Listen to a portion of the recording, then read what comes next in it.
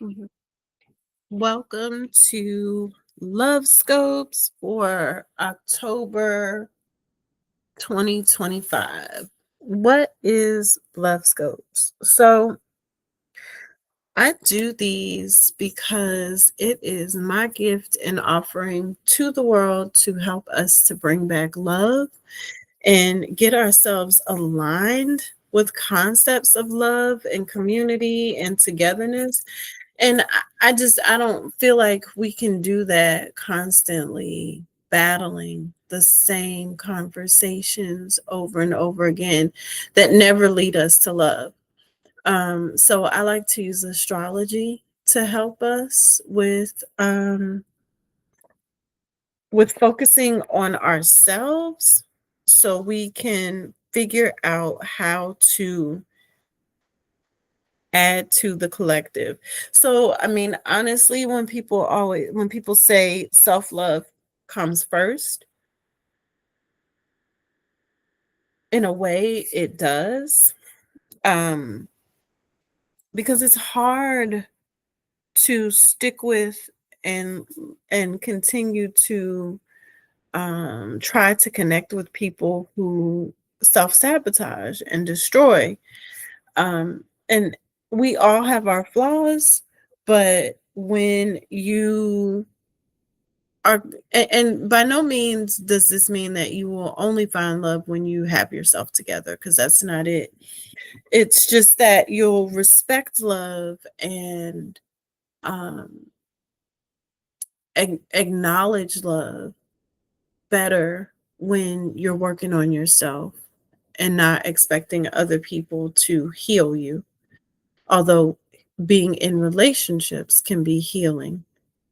Also remembering that there are lots of different types of love. So when I'm talking about love in the love scopes, I'm not always talking about romantic relationships. Sometimes this has to do with our um, relationships, as in friendships, partnerships, that kind of thing as well. So keep that in mind. We're always using Venus as our center point astrologically for the love scopes. So this month, Venus is in Libra as of the 13th of the month. And typically, Venus is going to stay in a zodiac sign for 30 to maybe 45 days or so. So, Venus in Libra is a home space because Libra is ruled by Venus. So, this is a space of comfort and one that is recognized. And so, Venus in Libra is, I feel like, important energy for us to cultivate, spaces of love and beauty and harmony. Um, and so so I want you guys to also understand, listening to this, but when we have these conversations, by no means do I want you to become an astrology expert. By no means do I expect you to become an astrology expert. All the expectation is that you'll listen and take the translation and use that and apply that to your life, and use that to say, oh, I want to make an adjustment here. I never thought about that. Maybe I need to expand into that over here. Like, that's what that's for. So Venus in Libra is going to be trine the sun in Libra. Um, it is square the North Node in Pisces. It's opposing Neptune in Aries, and it's also trine Pluto in Libra, Uranus in Gemini, and it's also opposed Saturn in Pisces. So our Venus energy, our love, our leaning towards community and togetherness and things that we find pleasure in, um, it is going to be an aspect with a lot of like planetary actions, right? Um, which is interesting. Neptune, North Node in Pisces, there's going to be spaces where we conflict with reality. right? Like our need for things to be peaceful and okay conflicts with reality. So where do we see that?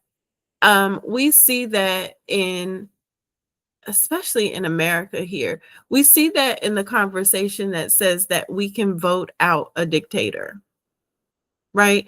Our desire for peace is conflicting with reality. The reality is you don't vote dictators out.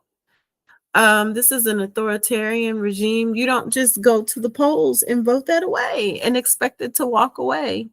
So there's a bit of, us being in this dreamy romantic space saying, I could just go vote and the democracy will win. No, ma'am. No, sirs.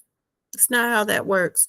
That's very Venus and Libra, square North Node in Pisces. There's this conflict of like actual reality, the actual reality of things happening. So look at how that shows up in your personal relationships. Are there people that like you're looking at their potential?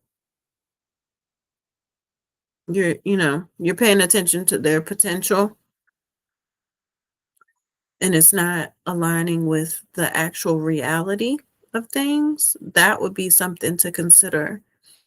Um Neptune, Neptune energy, we're fighting um for ideas.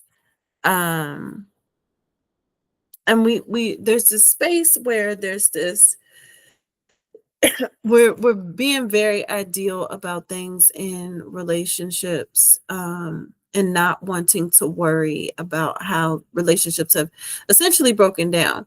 And what's interesting is, and I said this in I think in the October 25 insights, if you haven't listened to that, take a listen.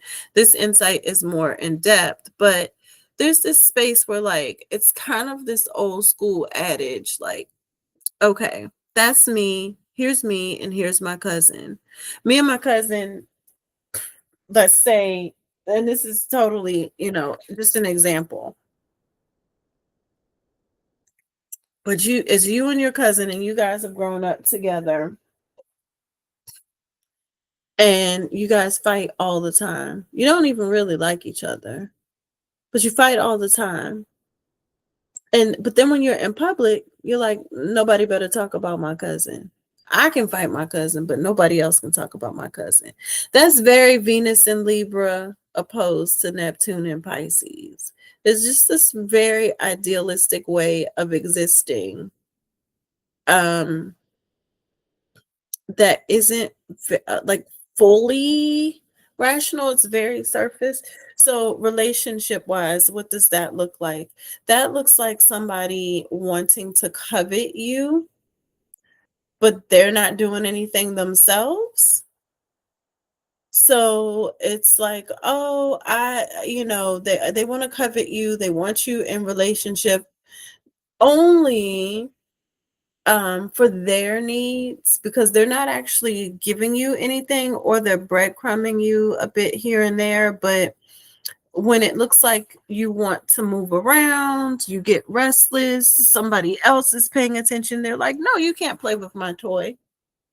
And then they play with you for a little bit, and it's like, oh, okay, they are paying attention, but then they play with you for a little bit and they put you back up on the shelf and polish off the trophy and put you back on the shelf. And they admire you from afar while they go do other things, right? That's very Venus and Libra, opposed to Neptune and Pisces. Venus also transits the fourth house in Virgo during this time. Like initially when the transit begins. So there's house 4 in Virgo wants order and efficiency. Um, our house 4 talks about like basically how we manage our inner worlds, right? How we manage our homes and the structure and standards we have for home. And this is like Venus and Libra with it being in house 4 in Virgo. There's a lot of risks in love, And we have to be okay with the fact that that may lead to some type of heartbreak sometimes. Like, we can't be so ideal that we don't understand and respect the experience of things. Um, and there's so many people who walk around wanting to protect themselves, they miss the experience. The experience helps you grow and helps you to expand. You don't walk out and you've never had a relationship and then all of a sudden that one relationship just works, right? That doesn't really occur like that. And if you do end up in that one relationship, just by like, you still have to work on it. Um, but and there are people who have lived like that, and that's fine. But we also have to be in relationship with other people around us and community to help us to grow and help us to recognize ourselves. We need those mirrors. Um, Opposing Saturn and Pisces. This could be us ignoring ourselves for others, very martyrdom, self-sacrificing. We need to, at this point, be calling on ancient wisdom. And there's a lot of us who are, and who operate in that ancient wisdom. Um, and many of us have talked to you guys about that ancient wisdom, and people choose to listen or not listen. Um, and so there's a lot of coming up, just like idealism about relationships and how we connect. And this is where, people are doing what they call in the psych world parallel play. So when you look at two toddlers, they both have, let's say they both have a toy, and they're both sitting by each other and they're playing with the toy. From the outside, it looks like they're both playing together, but they're actually not. They're both individually playing with their toy in the same space. They may not, and they may both be cooing and babbling, but they're not necessarily talking to each other. That's how a lot of relationships are right now. It's for proximity, likes, and visibility, and people don't really know each other. They're not really going in depth. Um, I just read a thread on, I think it was Instagram, and this girl was talking about how bad her date was, and she talked about the question that she asked him, and I thought it was a valid question. And there were several other people in the comments that thought it was a valid question, but there were other people in the comments that were like, "Don't ask me nothing deep on the first date." Well, you know what? Everybody's right. The people who like it superficial on the first date should date each other, and the people who like it deep on the first date should date each other. All she did was rule out that he's not for her. Now, and he ruled out that she's not for him. He wants something a little bit more surface on the first date, and all of it's okay. So that's what we have to look at with our relationships, is this level of idealism. Like, we've spent so much time cultivating a society that is okay with people not talking and not connecting, and then when that didn't work out, now people want to be crying about talking and connecting. It's strange, because then you figured out we should have been talking and connecting all along, despite the conveniences that allowed us not to talk and connect. This is where we are.